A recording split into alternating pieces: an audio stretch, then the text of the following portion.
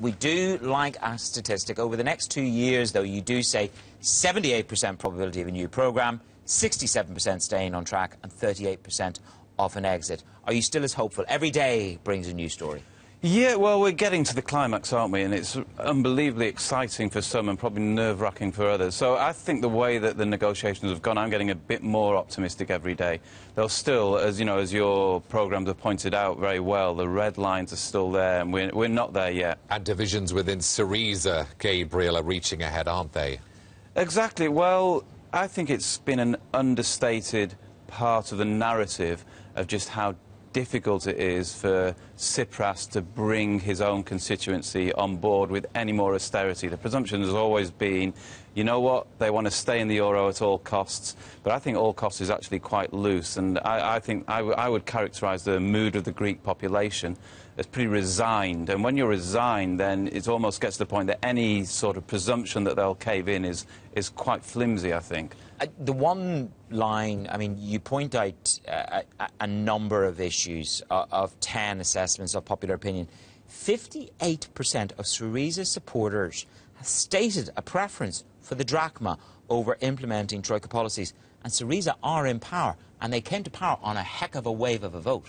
Right, and I think that poll is a nice counterweight to what is still very strongly the case, that the Greek people as a whole want to stay in the euro. But as I say, I think for Tsipras, it's going to be quite hard for him to sell a deal that does some of that doesn't cross the red lines that he needs to cross. So and he himself is extraordinarily popular in Greece. So it's possible that he thinks, you know what, I can carry this. I've got less to lose than the Eurozone has if there is a default. And so I'm going to go right to the wire and maybe beyond. Has he got less to lose if there is a default? Do you agree with that? I personally think he has an immensely difficult position to sell a deal or to default. But for the Greek, I mean less to lose in the sense that Greek people as a whole, actually, in some ways they lose because obviously the Eurozone is a dream of a generation that gets shattered. On economic grounds, personally, I think they'd probably be in the long run better off leaving. Whether Tsipras survives that or not is another thing. But the Eurozone, of course, will have a tremendously difficult position. They have to accept a lot of losses that they've been resisting realising for ages, plus they unravel the possibility or the thought that the Eurozone is irrevocable under all circumstances. So I think that if anybody's been overplaying the hand in these negotiations, it's probably the Eurozone rather than Tsipras, I think. And that is now going to be tested in a very fascinating way over the next few days. Unintended consequences of Lehman's were unknown. The unintended consequences for Europe might be with a Grexit. What's the worst-case scenario? Well, I think the worst-case scenario, actually, I think the ECB now has enough instruments there to contain the immediate aftermath of a Greek exit.